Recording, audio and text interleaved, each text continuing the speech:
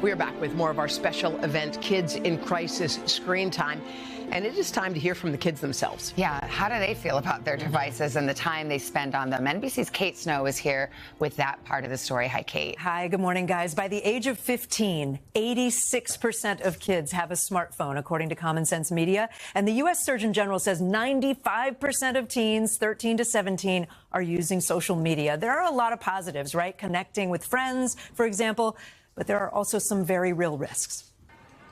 21-year-old Sophie Shev clearly remembers the moment she joined social media. It was the day of her 10th birthday party. I was someone that grew up pretty heavily bullied and someone that struggled to fit in socially. So when my peers told me that there was this app that they were downloading to stay connected to each other, to expand their social life, I thought that if I downloaded it, it would help me fit in too. She downloaded Instagram and followed a few other students. But Sophie says when she turned to the Explore page, she saw content from accounts she didn't follow. And when she started clicking on posts about models and weight loss, she says it took a turn. It went from swap out a candy bar for a carrot to this is how to hide your food, how to avoid eating completely. Sophie says the content helped lead to her eating disorder. She was hospitalized 13 times, starting at the age of 15, when her doctor delivered this dire warning. He looked me in the eyes and said, the insurance called and asked for your prognosis. And I had to tell them that you are going to die in the next couple of weeks. Your heart, liver, kidneys, they're all failing. Sophie made major changes in her life, and she's in a healthier place now, going to therapy and taking a 2-year break from social media. And her story is not unique.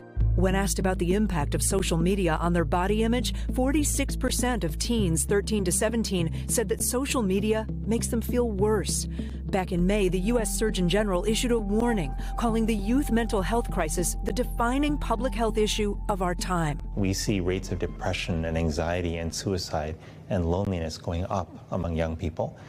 And I'm concerned that social media is an important driver of that. The Surgeon General points to 2019 research finding teens who spend more than 3 hours a day on social media face double the risk for mental health issues like depression and anxiety. And a lot of American teens are spending more time than that. A poll this month found just over half of teens say they're spending at least 4 hours a day on social media apps. Favorite app? I'd probably say like TikTok. TikTok. Instagram. Yeah, Instagram. Ah, we have a divide. I sat down with 15-year-old Elizabeth Kreitzberg, 13-year-old Josiah McLean Long, 16-year-old Megan Finichel, and 17-year-old Eric Woodbury at their school outside New York City to learn about their own social media use. Josiah, what does it look like when you start looking at TikTok? When I'm looking at TikTok, it's just so many funny videos, and I just keep scrolling. I think, when I'm scrolling, I'm just forgetting and just avoiding everything else in my life. I watch TikTok, to fall asleep. These teens say they don't use filters to change their appearance when they post on social media, but they certainly see a lot of that. What about your friends? Do your friends use filters? I have one friend. She uses a filter on every single photo, every single video. I don't know what she looks like for real anymore. I haven't seen her in a long time. How much of your mental health do you think is tied to using the phone or screens? Do you see a connection there or not? Not so much now, but definitely when I was younger, 2 years ago, I was more impressionable to what I'd see, and I was definitely more down on myself then. What were you seeing? People with the filters, or people with the unimaginable bodies that are all fake. Perfect. All fake and perfect, and it's why can't that be me, you know? Most of their parents follow them on social media. My mom does send me a lot of TikToks, my dad, Insta Reels and stuff. It's mostly, funny stuff. They also tell me they've taken steps to have a healthier relationship with their phones. Megan says last school year she would sneak her phone into her room at night. This year her parents make her literally hand it over at 9:30. My work wasn't getting done. I wasn't getting good sleep because I was scrolling. Because it seems like scrolling at night is the only free time we have. That's what it feels like anyway. But I guess now that they take my phone, I'm getting much better sleep. As for Sophie, she's now a sophomore at Stanford and a mental health advocate, meeting with President Biden at the White House last year. And while she's back on social media, she says her relationship with it is different. Social media now is a place of learning. But it is a place where I have to be able to make informed decisions in order to protect myself and to protect that 10-year-old Sophie every single day. In the years since Sophie's experience, Instagram has made changes. Meta, Instagram and Facebook's parent company, tells us they don't allow anyone to encourage or promote eating disorders, and they remove content when they see it, whenever they become aware of it. NBC News also reached out to a lot of other social media companies about safety measures for teens. Snapchat, for example, has in-app parental tools. It's called the Family Center.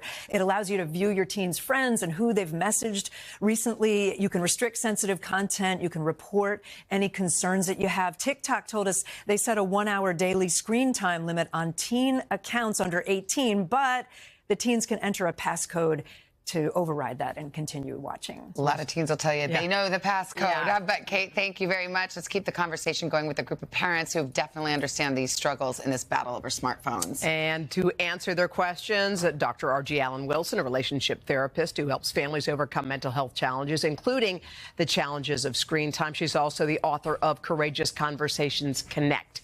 And Larissa May is a digital wellness activist and founder of Half the Story. So, Larissa, what was your wake-up call? You're young. You're a part of this generation not too long ago. When did you realize this was a real problem? And what's your message to those out here listening today? My wake-up call is when I almost ended my life. And when I went to the psych center, they asked me about all other forms of wellness, sexual wellness, physical wellness, but not digital wellness. And I was spending between 10 and 12 hours a day. My message and what I built was an organization to solve this problem, and we know that technology isn't going anywhere. So I believe we need to live in a world and give kids the tools to have active and healthy relationships to achieve digital flourishing. RG, a lot of parents give their kids phones because they say, I want my kid to be safe. I want in case she needs me or he needs me, when really what we've seen throughout this hour is the boogeyman is actually inside the phone, not outside the phone. But if you are going to give your kid a phone, what are some things that you should do to make sure you do it properly? Yeah, Hoda, you got to remember the phone is a powerful tool that you're putting in the hands of your children. Yeah. And it's like putting a 2-year-old in the driver's seat and saying drive. Yeah. You're going to crash. So the children's brains aren't fully developed. The parents have to guide them just like anything else. So open conversation, not one or done. Having the conversation, what are you going to do with the phone? How are you going to manage the phone? If you're going to feel uncomfortable with the phone, here are the signs to look for. What are the danger signs? Those are important. And then also thinking about, all right, now that you have open communication, the protective factors, know the codes, know the accesses, know the social media platforms that those kids are on, and then make sure that you have access.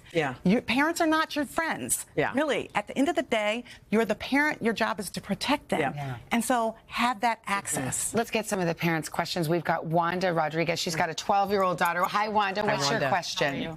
So I seem to find that every time I ask my daughter to put her phone down, it turns into a fight. How can I get her to put her phone away without causing an argument? This is such a big issue. I mean, parents say this is like the only thing they're fighting about anymore. So Wanda and all your other parents, thank you for asking that question. You're not alone. This is a community conversation. This is not the individual conversation. You guys got to talk to each other. What are you doing with each other? And for your daughter or for your sons, then find common ground. There's always going to be some common ground.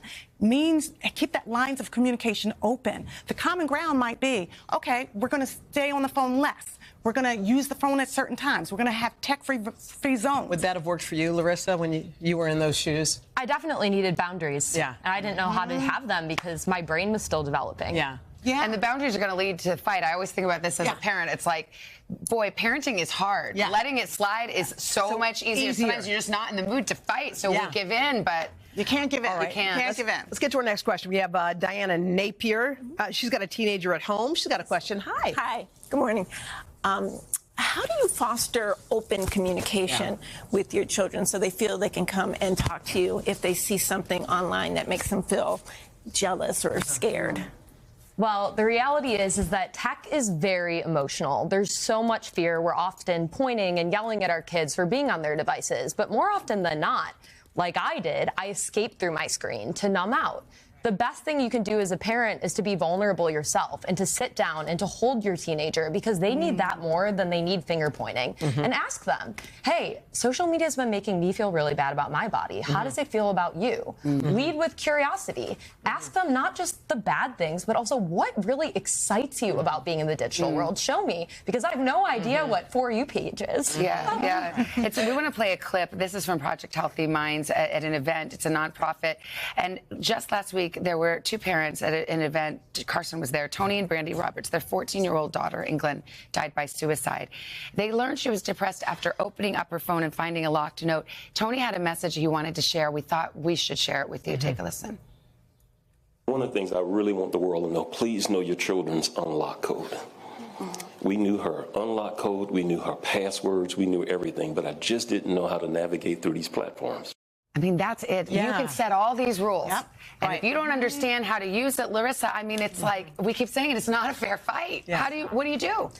Well, for parents, you have to make space. And I think we talk a lot about boundaries, but we also have to make this fun and bring play and creativity into this. So a lot of times we say, have a screen-free scavenger hunt, or do deepfake bingo, or you're bringing your family together to try to identify what's true and what's not. We also have to remember that parents are the models, just like any other substance.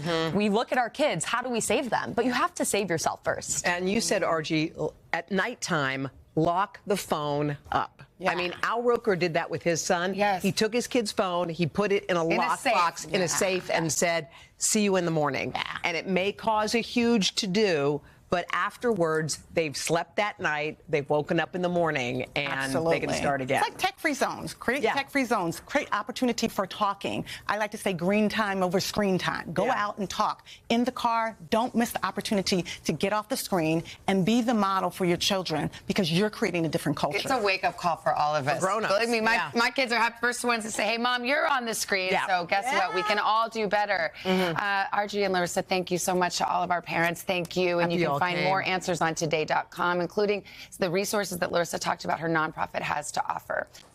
Hey, thanks for watching. Don't miss the Today Show every weekday at 11 a.m. Eastern, 8 Pacific on our streaming channel, Today All Day. To watch, head to today.com/allday or click the link right here.